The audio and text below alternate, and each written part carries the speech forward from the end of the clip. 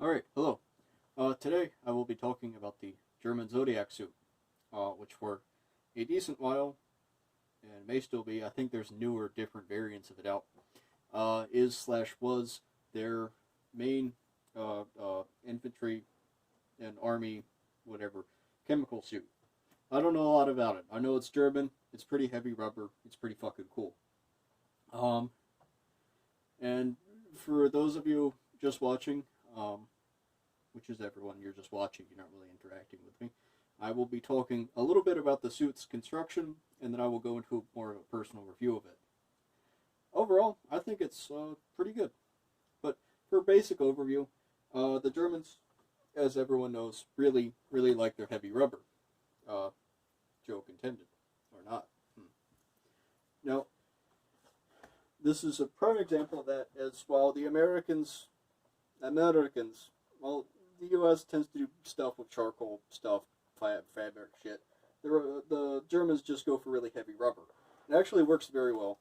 It's easy to patch. The suit doesn't really expire, as long as the rubber is kept patched. And well, this one probably worked just as well now as when it was made.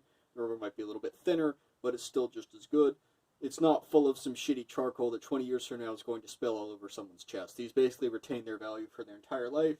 And I wouldn't be surprised if 50 years from now people are still using these for various things. You know. So,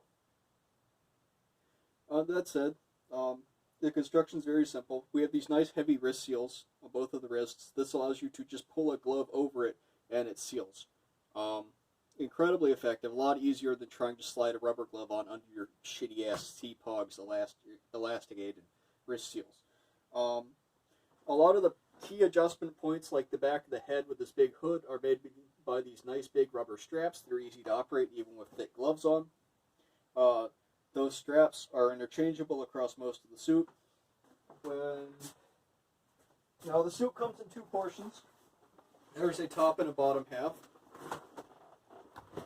This is the bottom. Hopefully my face isn't in the camera. It's got the same kind of elastic that it uses for suspenders, and this is basically a nice pair of waders. These are size 1. As far as I know, there are only two sizes, which is size 1 and size 2.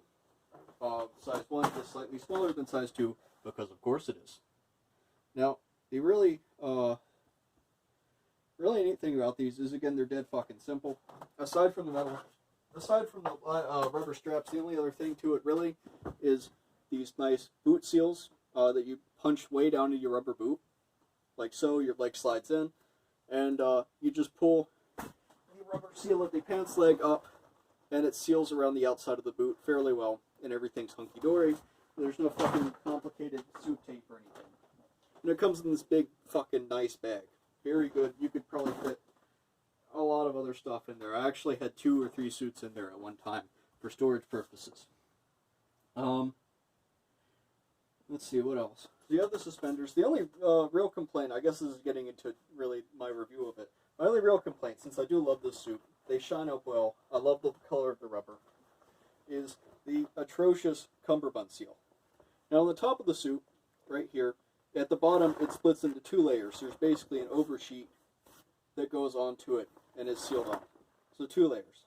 Now the problem with trying to put on the suit when there's only one of you, and you're already kind of having trouble moving your limbs around, is that what you're supposed to do is you're supposed to lay this heavy sheet on the bottom over the top of another heavy sheet coming off of the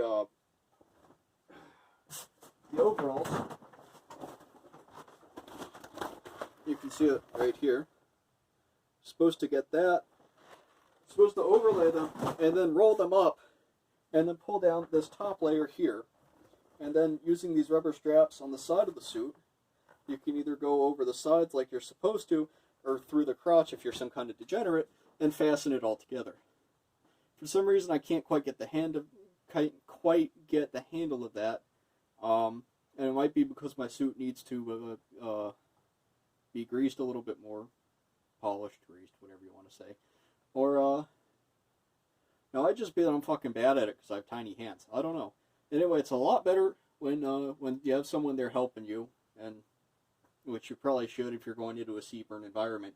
or if you're doing any kind of activity that requires these suits, you should always have at least one handler there, just to make sure that you're safe and not overheating. Because it is fucking hard to overheat in these things, I will tell you that. Now, the other things that I do like about this suit, since we're kind of in the review portion now, is that they're compatible with a wide variety of masks. Obviously, there's some masks like this that won't work, and you probably can't fit an M2 optical on there. But, like, I don't know. You want an Italian T35? Sure. Want a French AMP fuck yourself? Sure. This, not so much. Unfortunately, you really need the Y shape, the upside down Y shape here like the mask originally has. You need to have your two big eyes, and you need to have your mechanisms, and you kind of have to have your shit together. So you can't really, it's not really friendly to cheek filter masks, unfortunately. Luckily, I have plenty of center mount masks that I'm perfectly happy wearing with it. So yeah, I don't know, that's basically it. Not a lot to say. It's a really fucking great suit. And really, it's kind of refreshing to compare these to a CPOG and be like, yeah, you guys made it needlessly complicated because you're fucking dicks. It's a simple suit. It works well. Don't overcomplicate your life.